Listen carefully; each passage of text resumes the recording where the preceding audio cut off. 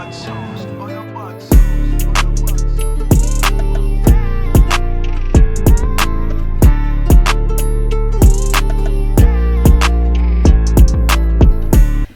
to the channel. Today we have the lovely Jo Jordan. It's lovely to touch base with you. Thank you for coming. Thank you for having me. You're welcome. I'm good. You know, that's interesting because usually it's me who asks, how are you? You just flipped it. I need to make sure you're okay. Yeah, no, I like that. So, Jo Jordan, I like to usually start with your name. Where did it come from? So Jo Jordan is, I don't actually know when I made the name, but it's basically my initials. So Jo, my first name is Jordan, my surname is Nigerian surname. It begins with O.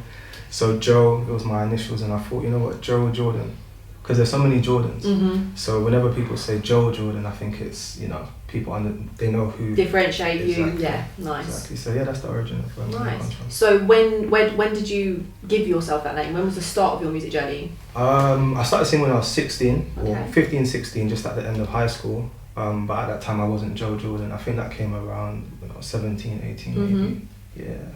How old are you now? I am 27 now. 27, okay, Yeah, nice. yeah. So you've basically been doing this music thing for like 10 years. Yeah, man, I've been grinding for a while. I mean, when I started singing at 15, 16, I literally just started singing at that age, so I'd never sang prior to that. So of course it took a while to develop, to go to college and learn about music and develop my voice. And now I'm at a stage where I feel I've really taken the time to develop my craft, and I'm in a good place. I'm happy with where I'm at, basically. Nice. So when you were younger, what was it that made you want to pursue music? I don't know. I mean, I grew up in Wembley, so we was more influenced by rap at that time. Like, singing was not a thing. Do you know what I mean? It wasn't cool back then, so I was more rapping and stuff like that. And then I remember there was somebody that went on to X Factor that was living in the local area. And I saw the girls' reaction in my school to him, and I thought, wait, I can sing a little bit, do you know what I mean? So literally I just started singing with my boys in school, and from that point we just became a boy band and just started doing our thing, really. And also my mum is a musician, so it's in my family as well. But it's in your family, nice. Because I was going to ask you, have you considered being in a boy band? Because you're not currently. No. So what was was that something serious, or what was the transition into then going solo? So yeah, I've actually been in probably 3 different boy bands on my journey, and it just seemed to never work. There was always an issue, whether it be someone had too much ego, someone wasn't as serious as the other, and it was just always a reoccurring thing. You know, there was always an issue, and it just got to the point where I felt, you know what, I'm investing so much of my energy because I'm serious about this, and there's always a problem. So I thought the only solution is just to go on my own journey and just pursue it by myself as a solo artist. No, I feel you. So were those people that were in the groups, were they your friends, or how did you meet those people? So the first group I was in, that was a bunch of friends in my high school. But again, I was just like young boys, you know, just doing our thing. That didn't really last. The second boy group was I didn't know 2 of them actually. I reached out to them for the purpose of the boy band, so I guess we became friends over time, but we wasn't friends initially. Yeah. And the third group, we was put together through an agency, but that never really lasted long either. And how have you found it, like, working with agencies? It was pretty good. I mean, contacting people, like networking, should I say. I think that's always important in this industry as well. You know, your network is your net worth, as they say. And throughout the years, being able to network with people, it's always a good thing, because you never know, what can happen. People talk about you as well. You know, I've had many opportunities just through knowing people, and they say, you know what, that Jo Jordan, blah, blah, blah, put 2 and 2 together. So I think that's very important as well, definitely. So you said you were brought up in Wembley, and where are you currently living? I live in Watford. In Watford, okay. So how long have you been living in Watford for? I've been here for a while, and I've been here about 6 years. 6 years, nice. Yeah. And in terms of networking and opportunity, what's it like pursuing music in Watford? So when I first moved here, there was a scene. There was a scene. You know, I was performing a lot at like Twisted Monkey and the local bars and stuff like that. And there was a community in Watford. You know, I think at the time Raksu was coming up. There was talent out here. You know, we have Harry as well. Harry Priya, she's an amazing singer who's kind of based in this area. There was a lot of talent. You know, and I feel like there's definitely. Sorry, You lost your train of thought. It happens to me all the thought. time. I was asking about specifically Watford Right, as a right. place, especially in contrast to London, because I know a lot of artists and creatives think, okay, I need to get myself to a city to really get my name out there. So I want to kind of understand your experience of pursuing music in Watford and what it's been like. Yeah, no, it's been amazing, to be honest. Like, I think, like I said, back when there was that scene, you know, there really was a buzz at one time. I was really getting myself on the surface, you know, like people really started to know who I was, and I feel like me performing in Watford really kickstarted my career as Joe Jordan, because prior to that, you know, my first ever song I released, I lived in Watford, I performed it in Watford, and started to kind of build up my following through living in Watford. So I'd say it's very important to have your, I suppose, your local city supporting you as well, definitely. Yeah. Okay, and is Watford somewhere you intend to stay? Like, what's it looking like? I don't know, you know what, I like it here. I do like it here. It's very convenient. You can get into the city easily as well.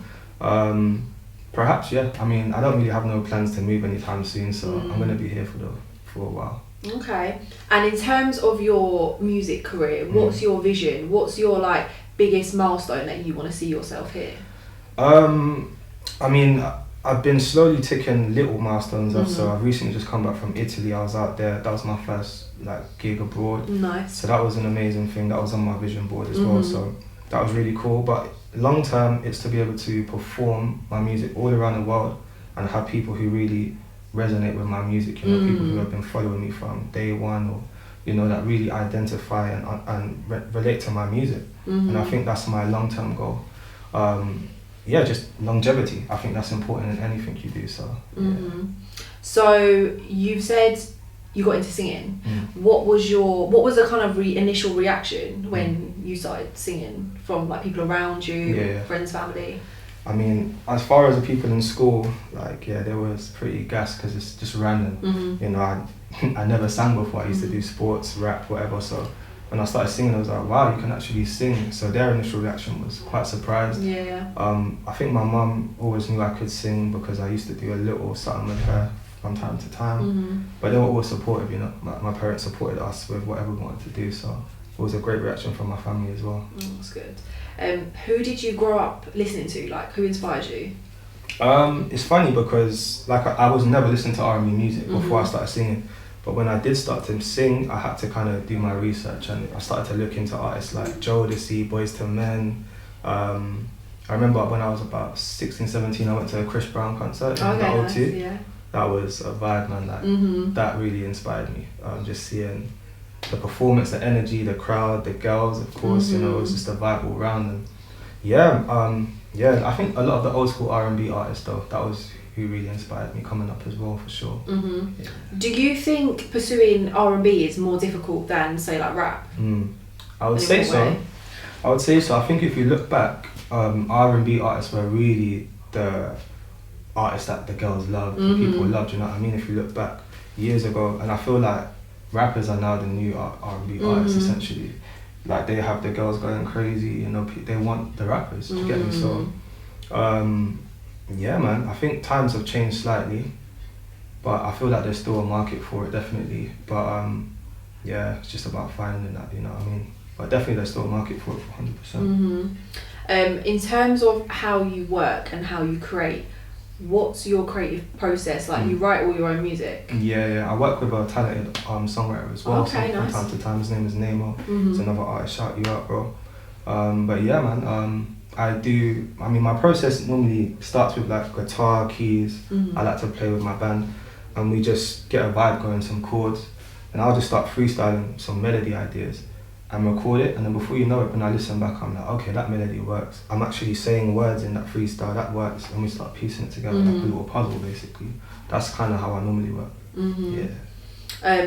Have you at any point in your music journey had like a kind of like creative or writer's block in that sense?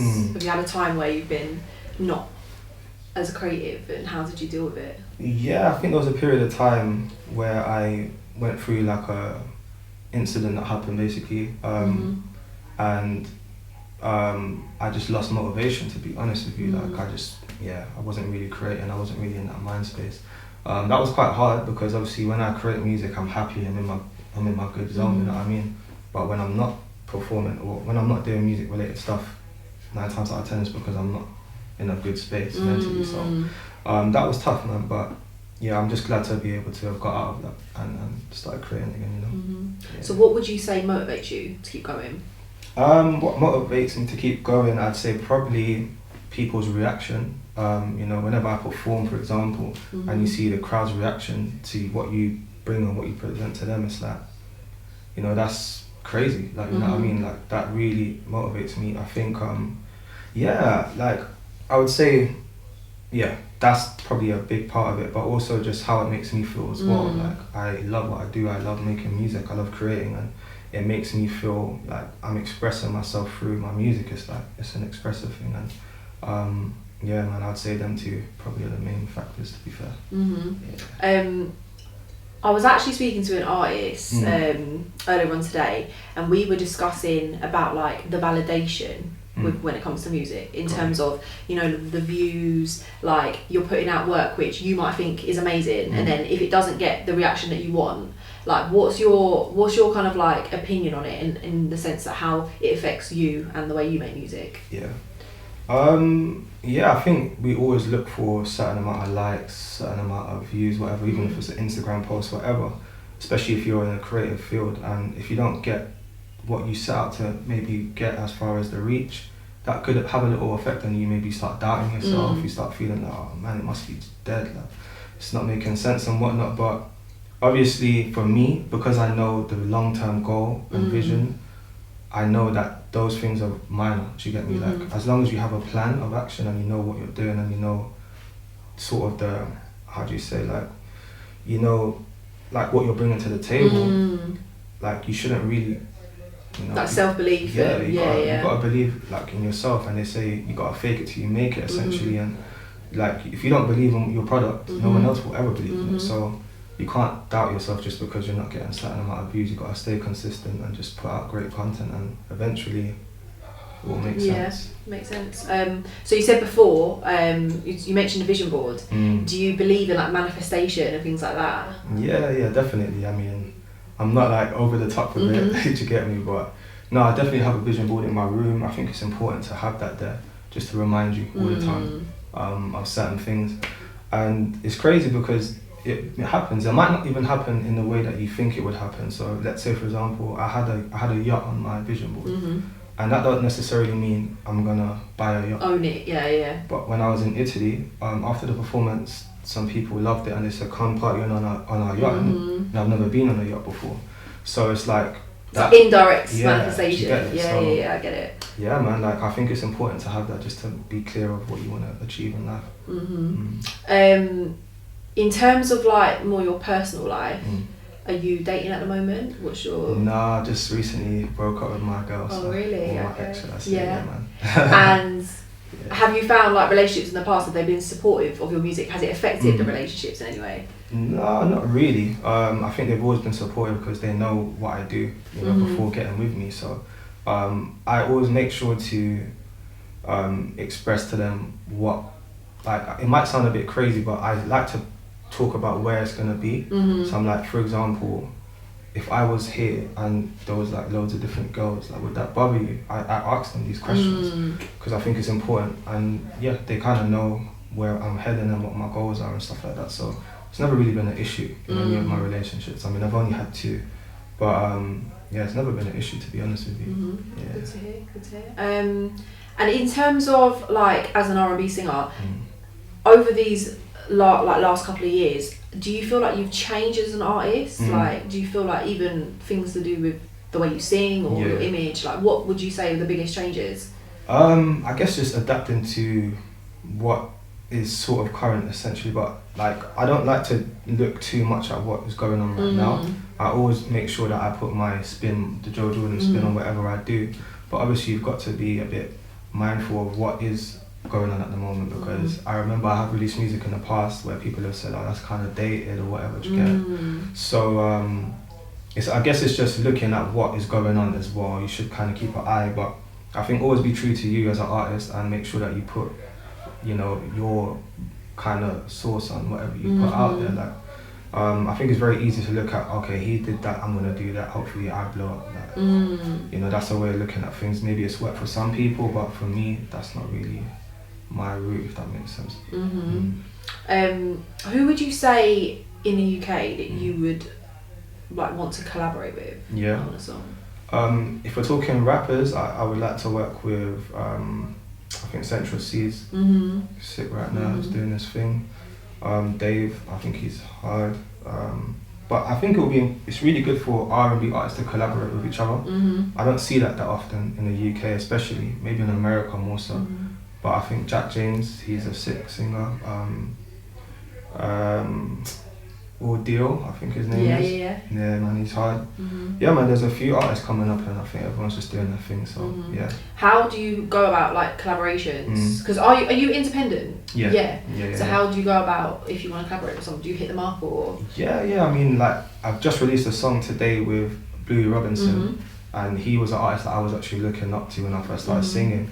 So that's crazy, like that's like a 360 for me, like that's dope that even happened. How that came about is my producer said to him, or showed Bluey the track we was working on, and was like, yo, do you want to jump on? And he was just like, yeah, he's hard, let's do it. So it could happen like that where, you know, you work with a producer, they have the artist in, and then they just make it happen. You know, it could happen like that. Or organically, it can just be a thing where I'm in the studio and we're just vibing. I don't think I've ever really reached out to someone like via email, for example, and said, yo, let's collab. I mean, that could be another route, but that's not kind of how I've gone about it. It's been more so just a vibe or organic sort of. Organic, you prefer it to be more natural. If you weren't doing music, what do you think you'd be doing? Do you have any other hobbies? Yeah. Like, I was gonna say something stupid, but no, go for it. I was gonna say I'll probably be in jail, but now I'm joking. But yeah. No, to be fair, I don't know. It's a great question. Before I started singing, I didn't really know what I wanted to do. To be honest, like school wasn't really making sense for me, and I was a bit lost, you could say. So music really gave me direction, but I mean, I always wanted to be a vet from young, so perhaps I would have been in a veterinarian surgery right now, I don't know, but yeah, I think music and that sort of direction is kind of taking my attention, and I'm focused more in that direction, to be fair, but probably a vet. Okay, do you have a lot of pets? And what do you have? I have 3 dogs. I've always had dogs growing up as well, so yeah, I love dogs, man. So I wanted to ask you, in this time that you've been making music, what would your main pieces of advice for new artists starting out be? I would say always find your sort of sound or your lane. I mean, you don't necessarily have to be put in a box, but I think it's important to know who you are as an artist, and that took me a little while to really find out, because I was someone who may have looked at someone and thought, maybe I can try that, or I can try that, I can try that. And it's like, what are you doing, type of thing. So I think really just hone in on yourself as an artist. You got to realise you're an artist, you know, at the end of the day. Stay focused, put in the work, man. You can't do this, you know, part-time. Like, you have to really put in the effort, put in the work, and just believe in yourself, man. Because if you don't believe in yourself, no one's going to believe in you. And that's the reality of things. So, and network, I'd say as well. That's important. Definitely networking, 100. So I know you mentioned previously, we talked about how do you stay motivated, especially if you're going through something. For you, do you feel what you're referring to? Has that held you back in any sense with your music, or what was that period of time like? I mean, to touch on that briefly, I mean, basically I was stabbed in Notting Hill Carnival, and that kind of held me back, because I was just releasing my first ever EP at that time. Literally, I just released it maybe 2 weeks prior, and that situation happened. You know, I was in a hospital, in and out of hospital, physiotherapy, whatnot, and that was a tough time. Like, I was just not myself after that, and my nan passed away around the same time, so there was a lot going on at that time, and I just felt uninspired. Music wasn't a priority. I kind of lost myself, you could say. I started clubbing more, drinking a bit, and I don't really drink as well. And obviously it wasn't really I didn't really see it at the time, you get me? Like, I thought I was alright, but people close to me were like, yo, you're not yourself, like, I can tell your energy is just not the same. You're doing things you don't normally do. So I guess yeah, I kind of lost myself a bit, and like I said, I wasn't really creating or nothing like that. But luckily, I had good people around me, and I was just able to find my way back into just getting back to me, creating, making music, just feeling more positive. And yeah, that's important. And like I say, the music, for me, when I'm creating music, I'm in my happy vibe, I'm in a good space, you know, and it's really important for me to be able to express myself through making music as well, do you know what I mean? Like, yeah. Has that, was obviously, like, PTSD is a real thing. Yeah.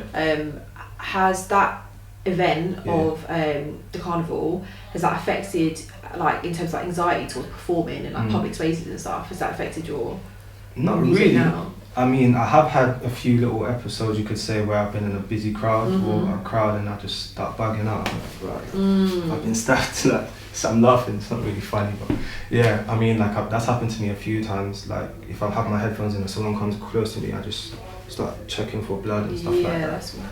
So yeah, that's happened a few times, but I guess that just comes with what I went through. Yeah. But not as far as the performance aspect of things, though. To be fair. Do you like separate yourself, like as an artist? Yeah. When you're performing, what's like your sort of like artist persona? How far away is it from your true self? From myself. Yeah. I think I'm very reserved, calm. I think I have a calm energy to me. I can be hyperactive sometimes though, but yeah, like when I'm performing, it's just straight energy, man. Like vibe. Like I'm just, yeah. Like if you saw me now in comparison to me performing, you'd be like, wow, like it's, you know, yeah, man. I love performing, man. The energy is there, the vibe is there. And yeah, I would say it's kind of two different sort of vibes, energies, you could say, definitely. Where would you like to perform next? Like, where's the ideal spot?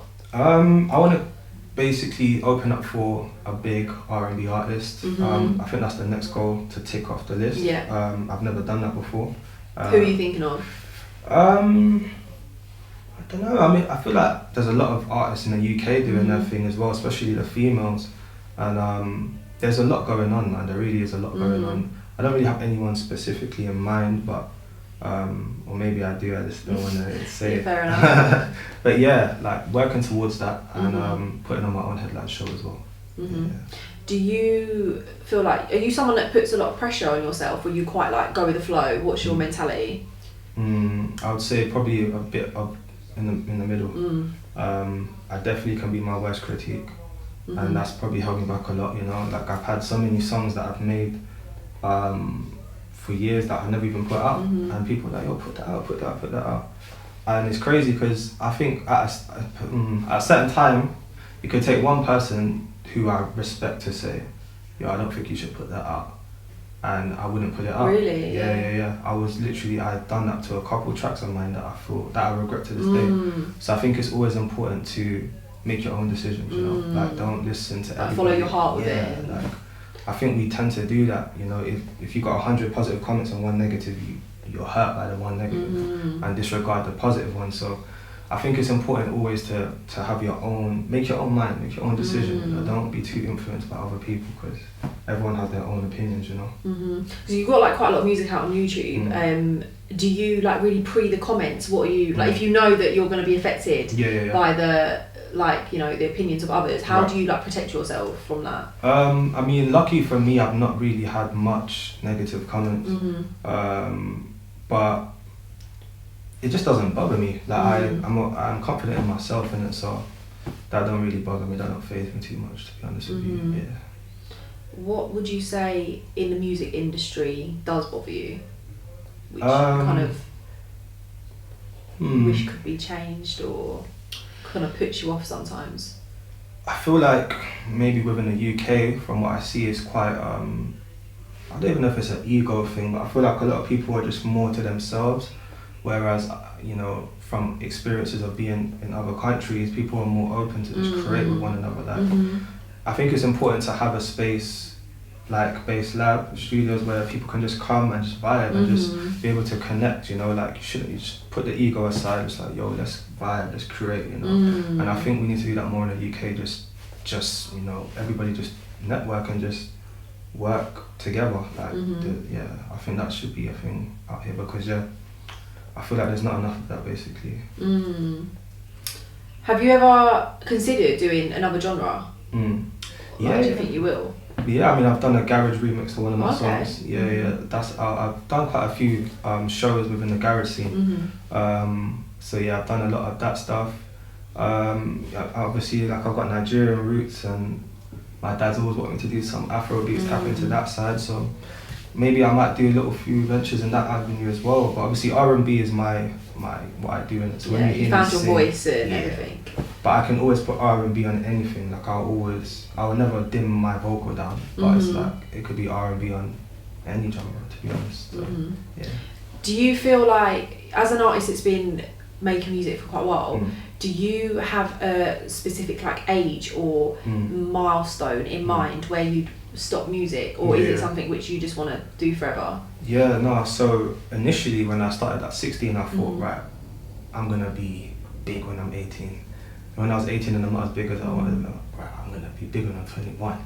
The impatience, yeah, then like, I got to 21, I'm going to be, you get me, it just keeps going. But I've learned to really not have any time frames and not put that pressure on myself. That I remember X Factor back in the day, I think they used to have that over 25s or something like that. When you think about that means you're 25, you're old. Like 25, that's young, do you know what I mean? So I don't want to put that pressure on myself. Like obviously I would like to do this for as long as I physically can, but obviously I have other things that I want to do eventually.